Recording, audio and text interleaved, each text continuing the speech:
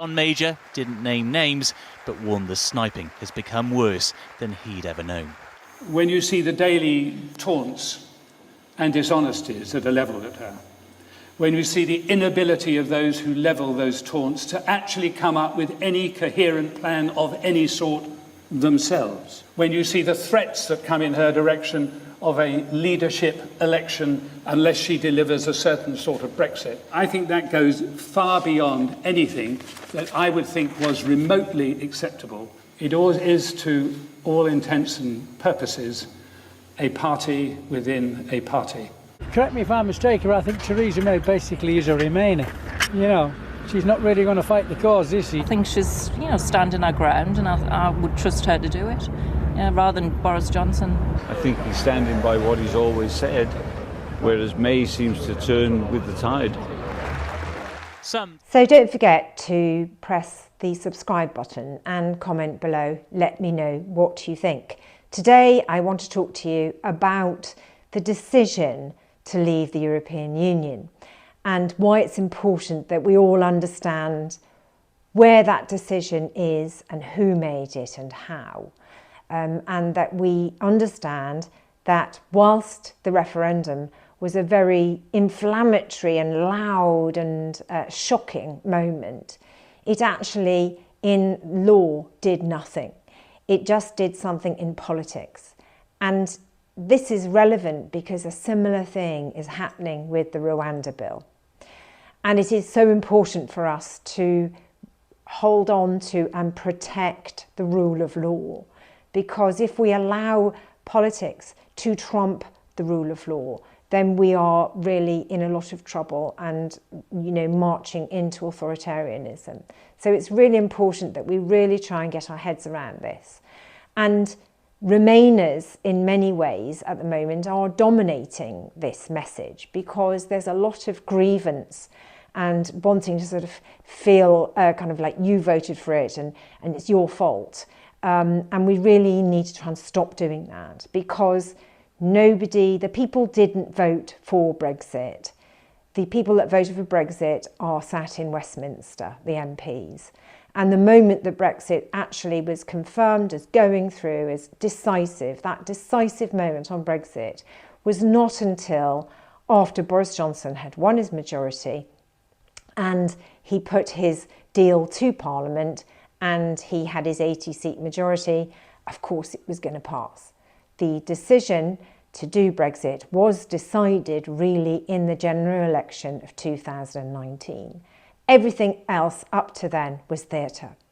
In law, it happened when he won that majority and put his deal to Parliament, and Parliament voted for it.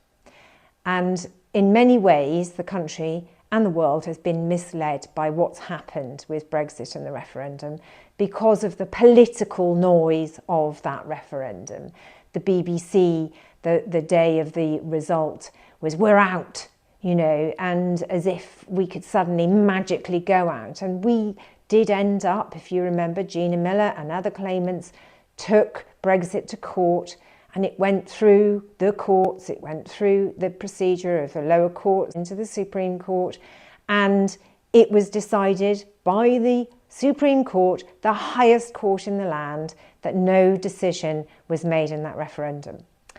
And then the Conservatives did a trick. They put a bill to Parliament, a 3-line bill, which asked for permission for the Prime Minister to notify the decision.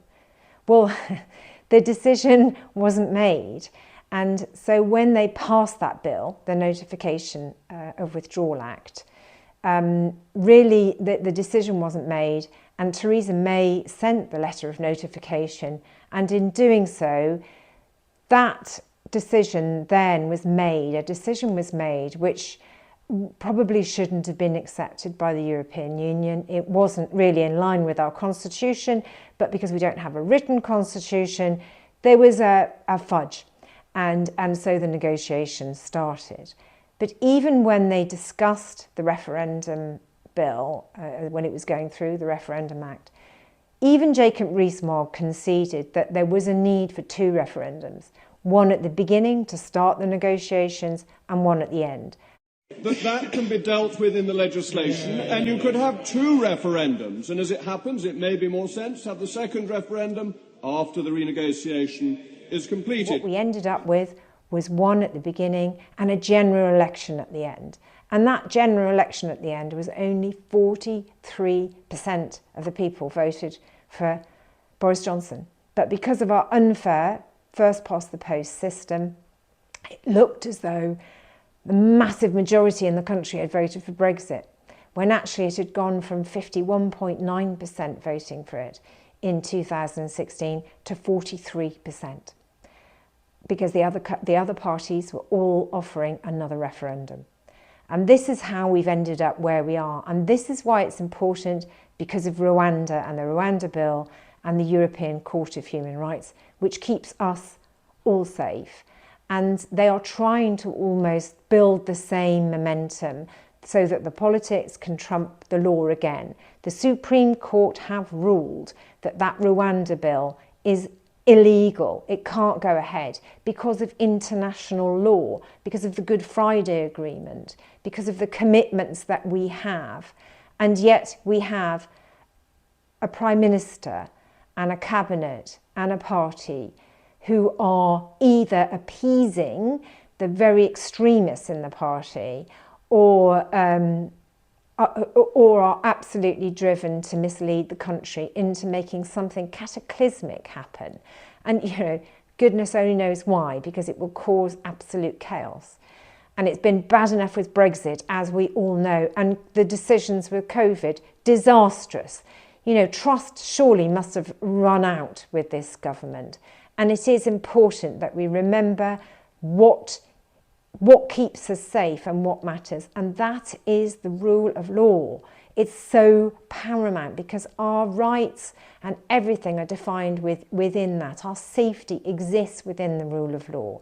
And that's why we must remember that the decisions that were made, the decisions that have been made, have all happened in Westminster. The blame lies with Westminster, and the fact that Westminster has been led by the Conservatives since 2010. They've had the majority, they've laid down the legislation and made those decisions. It lies in the Conservatives' hands. Yes, other people have encouraged them, other parties, have made mistakes, other bodies, whether it's the BBC or whether it's the Electoral Commission or all of these other things, have not been able to do the job that they were set up to do, which is to challenge the government. And that's because the press is so powerful. And as we've seen recently with Prince Harry's judgment on the press and what they've been up to, these things are really a threat to our democracy.